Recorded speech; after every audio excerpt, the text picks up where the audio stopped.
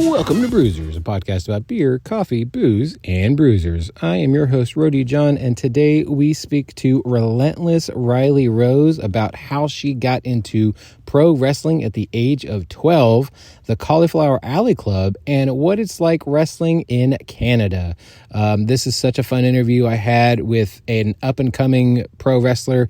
I did discover her through the Cauliflower Alley Club, so if you don't know what it is, please go check it out. It helps out so many wrestlers and their families, and I can't say enough good things about the Cauliflower Alley Club. I'm a lifetime member, and I highly recommend that you sign up as well. So, you want to hear from Relentless Rylie Rose, but first, make sure to sign up for our newsletter.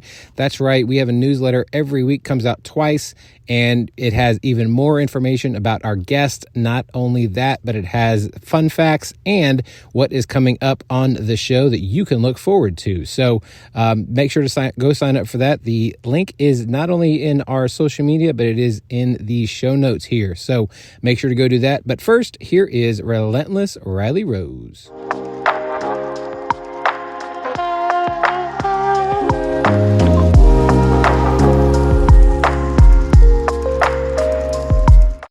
I'd like to welcome to the show Relentless Rylie Rose. How are you doing today, ma'am? I'm doing really good. How are you doing? I'm doing well. So, what is your earliest memory of pro wrestling? Ooh, in the business or like just starting out? In general. Ooh, okay. So my earliest recollection is a couple of years back when I first got introduced to it. And then, God, it seems like it was, like, time has passed super quick because my earliest recollection of actually getting into the ring is August of 2020, which was a really shitty time considering COVID. But I do have to say it was the best decision I've made. That's amazing. Yeah, so how did you make that leap from, I guess, being a fan to, wanting to be in the business? Because from what I read, you started training at 12, right? Oh, yeah. So I started training amateur wrestling at the age of 12. Oh, amateur. Because, okay, that makes sense. Yeah, so I started training at the age of 12 because my parents believed that my obsession with professional wrestling was a phase. So they wanted to put me into amateur wrestling to almost myself. So I did that for a while. And then eventually, when everything was shut down, that's when I kind of decided to make the leap. And I started researching everything, and I was really determined to find a place nearby that would supply training. And then I ended up contacting the owner of Top Talent Wrestling Academy. We started exchanging emails, and then I kind of forwarded them all to my mom and said, okay, here you go. What do you think? Yeah, I've heard a lot of performers, their parents, a lot of them, I don't know, it's kind of almost 50-50 where some were very supportive and some were like, all right, I guess. And I mean, like you just mentioned, your parents seem to be on the side of like, well, it's a phase, she'll grow out of it. Were they still that way up until, you were actually in the ring for the first time? Oh no, that definitely changed. So at first they were thinking it's just a phase, but once I continued with amateur wrestling and I showed that I had a passion for wrestling, and even just like telling my mom that, hey, I found a place to train, do you think that would be all right? That is when they thought like, okay, no, she kind of proved herself, so we're going to let her have a shot. And well, here I am now. And they're super supportive, and I'm so grateful for that because, as you mentioned, not everyone has supportive parents, Mm-hmm. Yeah, that's amazing that they are still so supportive about everything. And, because I know a lot of, especially I imagine maybe your dad, I imagine your dad's still around, right? Oh, both of them. I transferred my mom into a wrestling mom, and my dad he's super stoked because, you know, they would always go to the store and get some VHS tapes for WrestleMania when it first came out. So I think the concept of something he always dreamt of doing or always watched doing, seeing his daughter do that, I think just kind of like blows the water out of the park, you know? Yeah. I imagine he's wrong. kind of. Pardon. It's fine. I was like, I know the first part of this quote, but the last part I don't know. But I mean, you know, Canadian quotes could be much different than American quotes, so I didn't know. Yeah, I was trying to remember that, to be honest. My brain just kind of slipped that last bit. It's fine. My brain does it on a regular basis, so it's just part of getting older. It's fantastic. Yeah, absolutely. Now, I first heard of you through the Cauliflower Alley Club. You were in their newsletter. How did you get connected with them? Actually, I first heard of Cauliflower Alley Club when I was on the road with Vance, Nevada. He was giving me some really good pointers, considering, like, I'm still new to the business, but I was really new when we were having this conversation. And he mentioned that the Cauliflower Alley Club is a really good place to be, considering it's a huge support group dedicated to wrestling, you know? Mm-hmm. So my mom and I looked into it, and we signed me up for it. That's awesome.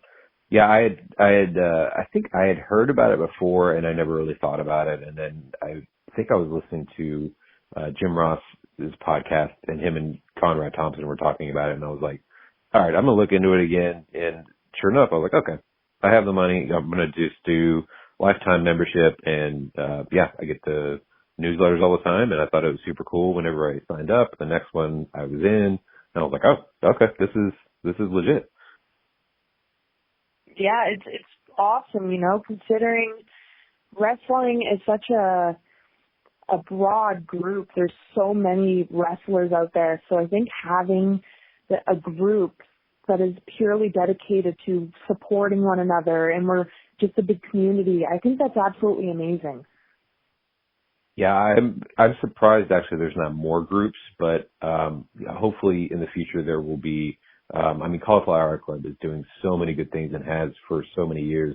I just hope that, you know, more people look into helping more wrestlers, because they don't have pensions. Most of them don't have insurance. There's no retirement plan for wrestling. You know, you could stop being a wrestler tomorrow because you got a terrible injury that you can't come back from, and you also can't pay for it. So, you know, it's just it's very it's a super niche thing, but everybody knows about it. I mean, everybody that I've ever talked to has at some point been a fan of pro wrestling. So, but they don't think what happens when they're done wrestling, you know? So, I love that there is a Cauliflower Alley Club to help wrestlers, you know, going through tough times or at the tail end of their career where, you know, people just unfortunately kind of forget about them because they're not in the limelight on a regular basis. Yeah, exactly. Like, you never know what's going to happen. And I think people just kind of overlook that, you know. It's a very complex, sport to be in, because there's always going to be a risk of injury like other sports. But in this particular case, it could honestly like F up your world if something goes wrong, you know? Oh my God, I need to stop saying that. I'm so sorry. What? I say you know a lot whenever I'm talking, so. Oh, it's fine. Everybody's got their one little thing that they do, and I imagine in, you know, a couple of years you'll have something else that you'll be saying on a regular basis that you catch yourself. Yeah. Now, when it comes to creating like a moveset and a finisher, how did you decide on yours? So I decided my finisher simply because the Wyatt family, specifically Bray Wyatt, The Fiend. I thought Sister Abigail looked deadly. Yeah. And I tried it out, and I immediately thought to myself, you know what, this is going to be my finisher, because this move is so cool. And you can hit another it on everybody. Oh, yeah. And another move set from my arsenal, and I'm bringing this up because I'm a huge fan of her, formerly known as Sasha Banks, Mercedes Money, or Yes. Monet. Yes.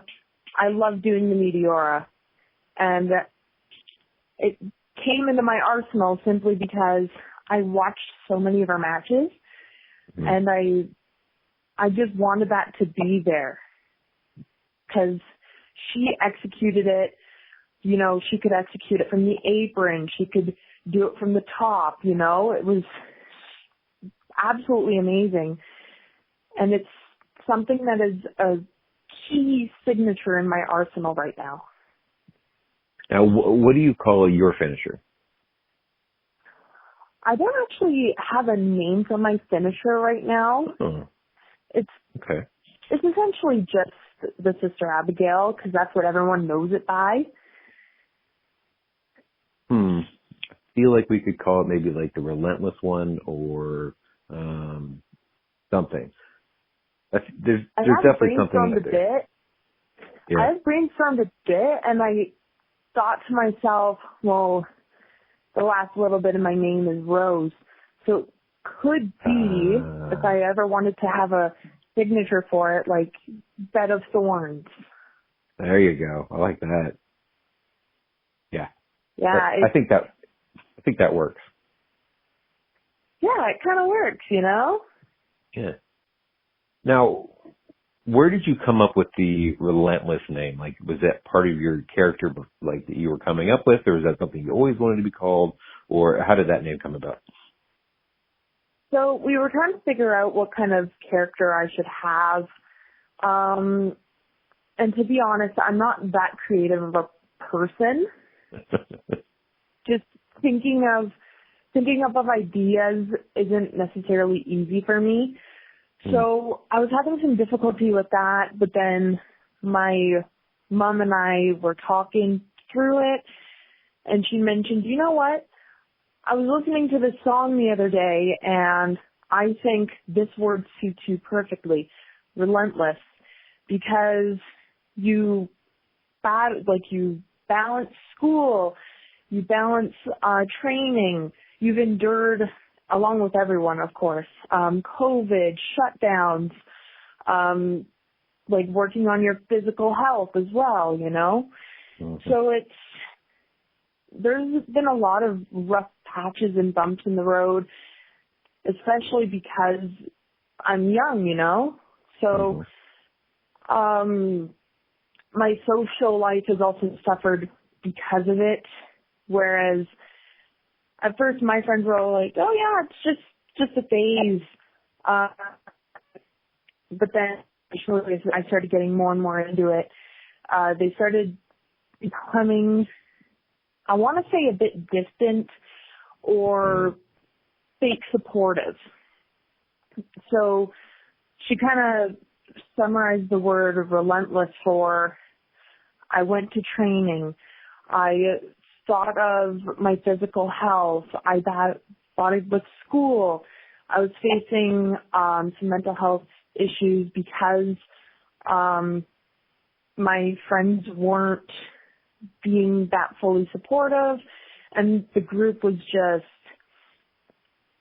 man, it was just a hot mess. Yeah, I was interviewing another young wrestler. She's 18 as well, and she, I think, basically had to make the decision. Well, she just got over an ACL injury, which, you know, at that young age is surprisingly she's coming back from everything. But she, you know, she was down on herself while she was, you know, coming